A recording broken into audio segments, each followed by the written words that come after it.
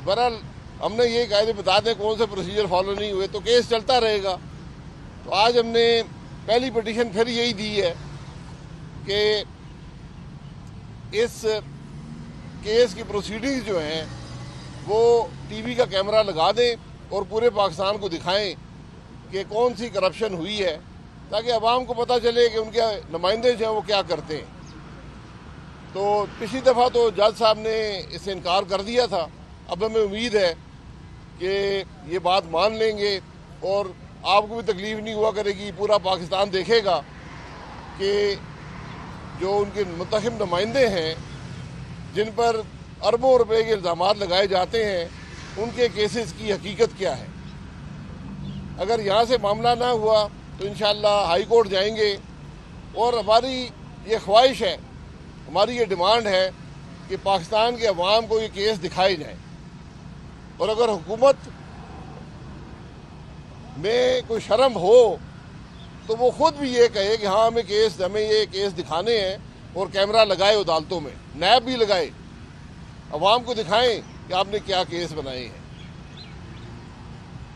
دوسری بات جو آج ہم نے کی ہے، اس کیس میں جو درخواست دہندہ تھے جنہوں نے کہا کہ یہ جرم ہوا ہے، ان کا نام رشید احمد ہے. تو قانون کا تقاضا بھی ہے اور ہم نے بھی یہ کہا ہے کہ رشید احمد کو عدالت میں بلائیں اور اسے پوچھیں جج صاحب کہ یہ کون سا جرم ہوا ہے اور کون سا ثبوت ہے ان کے پاس جس کے تحت یہ مقدمہ درج کیا گیا ہے.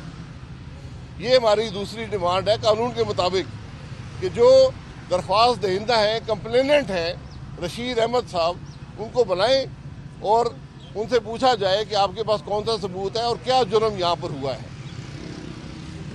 اسی طرح آپ حضرات نے کل دیکھا ہوگا کہ میں نے اور مفتاح اسماعیل صاحب نے کراچی میں ایک پریس کانفرنس کی ملک میں انرجی کی سچویشن کے بارے میں، اور اس کے بعد 2 وفاقی وزراء نے بھی ایک پریس کانفرنس کی.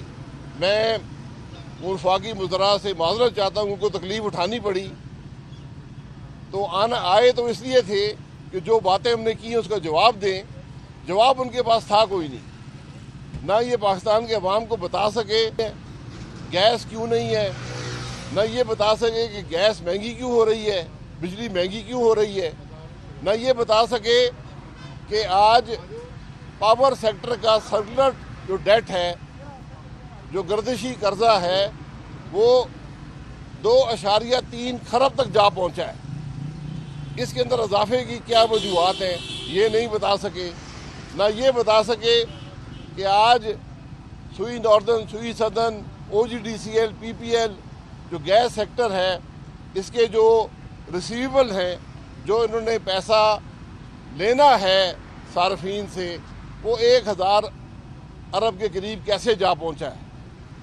تو ایک طرف ملک کا پاور سیکٹر کا گردشی قرضہ 2300 ارب پہ ہے، اور جو گیس سیکٹر ہے اس کا گردشی قرضہ 1000 ارب پہ جا پہنچا ہے. اس کا کوئی جواب نہیں ہے. جو ایک وزیر صاحب نے کہا، وہ عام طور پہ بات کرتے رہتے ہیں کیونکہ ان کو حقیقت کا علم نہیں ہے. انہوں نے کہا جی کہ بڑی مہنگی بجلی PMLN نے لگا دی ہے. یہ بات وہ پچھلے 2 سال سے کیے جاتے ہیں، ابھی تک کوئی ثبوت نہیں دے سکے. حقیقت یہ ہے کہ جو PMLN نے بجلی لگائی ہے اپنے دور میں، وہ پاکستان کی تاریخ کی سستی ترین بجلی ہے. دوسرا، وہ کہتے رہتے ہیں اکثر کہ جی کھمبے نہیں تھے، پاور پلانٹ تو لگے تو کھمبے نہیں تھے، تو بجلی صارفین کو مل نہیں رہی تھی. تو میں ان سے کہوں گا کہ 2018 میں دیکھ لیں کہ 24,000 میگا واٹ بجلی پاکستان میں پروڈیوس ہوئی. اگر انہوں نے کوئی کھمبا لگایا ہو اپنے 2-2.5 سال کے عرصے میں تو اس کی تصویر بھی بھجوا دیں تاکہ ہم بھی خوش ہو جائیں کہ کم از کم اس حکومت نے کوئی کھمبا تو لگایا ہے. یہ بجلی کی حقیقت ہے. لیکن گردشی قرضہ جو ہے وہ 2300 ارب پہ جا پہنچا ہے. اب ایک اور وزیر صاحب جو ان کے ساتھ تھے، انہوں نے کہا جی یہ جو ٹرمینل ہے نا، یہ بڑے مہنگے ہیں اور یہ پورا وقت استعمال نہیں ہوتے.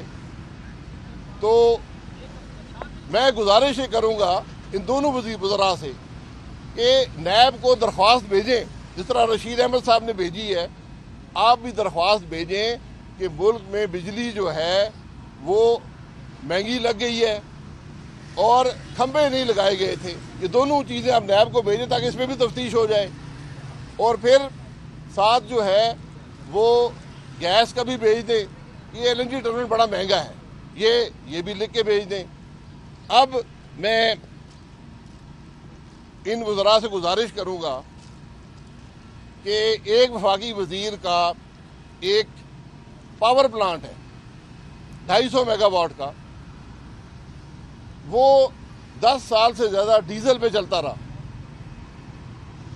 دنیا میں کوئی ملک ایسا نہیں ہے جو بیس لوڈ جنریشن یعنی ہمہ وقت بجلی جو ہے وہ ڈیزل سے بنائے، لیکن پاکستان بناتا رہا۔ یہ 4 پلانٹ ایسے تھے، ایک جو ہے وہ ایک وفاقی وزیر صاحب کا ہے۔ میں ان سے گزارش کروں گا کہ جب وہ پلانٹ ایل این جی پہ آیا تو سال کا کتنا فرق پڑا، کیونکہ نام میں نہیں لیتا ہوں، نام ان کو مبارک ہوں، میں نام نہیں لیتا ہوں۔ یعنی ایک پاور پلانٹ جو 10 سال سے ڈیزل پہ چل رہا تھا، جب ایل این جی آئی تو اس کی بجلی بنانے کی قیمت میں کمی واقع ہوئی۔ وہ کمی 10 سے 22 روپے تک ہے فی یونٹ۔ جب تیل کی قیمت زیادہ ہوتی ہے تو وہ کمی، وہ ڈفرنس زیادہ ہو جاتا ہے، جب تیل کی قیمت کم ہوتی ہے تو وہ ڈفرنس کم ہو جاتا ہے۔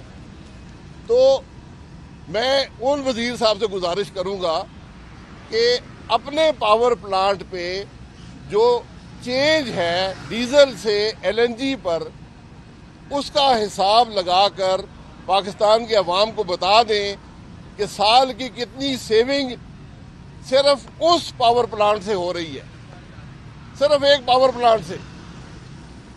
یہ ذرا عوام کو بتا دیں، اور ساتھ یہ بھی بتا دیں کہ سال میں کتنی رقم جو ہے وہ آپ اس ایل این جی ٹرمینل کو دیتے ہیں۔ یہاں دودھ کا دودھ اور پانی کا پانی ہو جائے گا۔ تو حقائق جو ہیں وہ بڑے مشکل ہیں ان وزراء کے لیے۔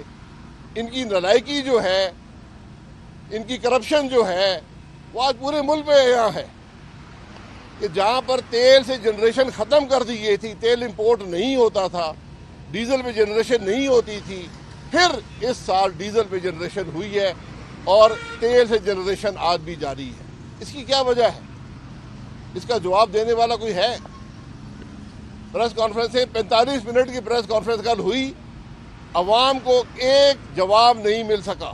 تو میں نے آج ایک سیدھا جواب کر دیا ہے کہ وفاقی وزیر یہ بتائیں کہ ایل این جی پر جانے سے آپ کے 250 میگا واٹ کے پاور پلانٹ پر جو بچت ہوئی ہے پاکستان کی سالانہ، وہ رقم کیا ہے، اور جو اس ایل این جی ٹرمینل کو سارے سال میں آپ رقم دیتے ہیں وہ رقم کیا ہے۔ اگر آپ بتانے سے قاصر رہے تو انشاءاللہ کل پھر میں پریس کانفرنس کر کے پاکستان کے عوام کو بتا دوں گا۔ بہت شکریہ۔ عباسی صاحب یہ بتاتے جائیے گا کہ وہ وزیر صاحب کون ہیں تاکہ ان کے لیے آسانی پیدا ہو کہ وہ آپ کے سوال وہ سارے وزیر جانتے ہیں کہ ان کے اثاثے کیا ہیں اور کیا۔ مجھے اس سے کوئی غرض نہیں ہے، نہ ان کے نام سے غرض ہے، نہ وہ کیا کرتے ہیں اسے غرض ہے۔ مجھے غرض پاکستان کے عوام کی بچت پہ ہے، اور اس کیس سے ہے جس کیس میں کہا جاتا ہے کہ ہم نے نقصان پہنچا دیا پاکستان کو۔ یہ جو پاور پلانٹ ہے یہ صرف 40 ملین کیوبک فیٹ استعمال کرتا ہے، L N G terminal 600 million cubic feet بناتا ہے، یعنی اس قسم کے 15 پلانٹ اس ٹرمینل سے چل سکتے ہیں۔ تو میں صرف یہ پوچھ رہا ہوں کہ آپ کو کیا بچت ہوئی ڈیزل سے ایل این جی پر جانے میں ایک پلانٹ کی، اور اس پلانٹ کی سالانہ جو رقم جو حکومت ادا نہیں کرتی، صارفین ادا کرتے ہیں، وہ رقم کیا ہے؟ بھائی صاحب ایک اور بات بتاتے جائیے گا، آپ نے کون سا ایسا مہنگا معاہدہ کیا تھا 15 سالہ ایل این جی کا جو پاکستان کو بھگتنا پڑ رہا ہے؟ بار بار آپ پہ یہ الزام لگایا جاتا ہے، اس پہ آپ کی جانب سے کیا؟ ایسا کوئی معاہدہ نہیں ہے، سب معاہدے حکومت کے پاس ہیں۔ میں کہتا ہوں کیس بنانا تو کیس بنائیں نا، ڈرتے کیوں ہیں؟ آج تک वजारत एनर्जी ने, पेट्रोलियम डिवीजन ने कोई सबूत, कोई शिकायत नैब को नहीं भेजी। रशीद अहमद नामी आदमी भेजता है। तो मैं कहूँगा कि जो वजीर, 4 वजीर बैठे हुए इस वक्त इस मिनिस्ट्री के अंदर, एक मिनिस्ट्री में 4 वजीर हैं, अगर इनके पास कोई रिकॉर्ड है, कोई हिम्मत है, तो भेजे नैब को सबूत। रिकॉर्ड सारा इनके पास है।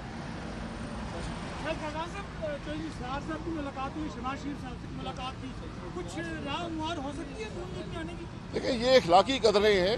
ये हर शख्स को एक पुरानी दोस्ती है निसार साहब की और शहबाज साहब की, उस ख़ानदान से उनका ताल्लुक़ है।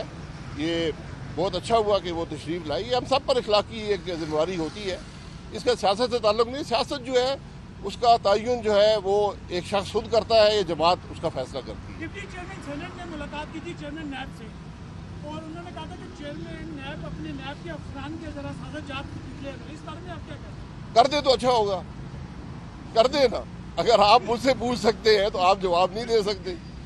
और फिर आज बात वही आ गई जो हम पहले दिन से कह रहे हैं। जो चेयरमैन नैब साहब बड़े जोर से कहते हैं जी मैं चेहरे नहीं देखता, मैं केस देखता हूं, तो चेहरे उनको सिर्फ ये उल्टे सीधे केसों के नजर आते हैं।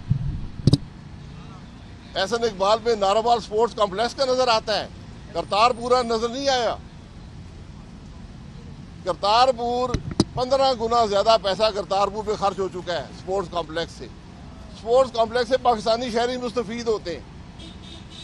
करतारपुर में बहुत कम पाकिस्तानी शहरी जाते हैं, शायद साल में 1000-2000 जाते हैं। ये झूठे केस बनाने छोड़ दें, तो तौबा करें और इस पाकिस्तान को चलने दें। शुक्रिया जी।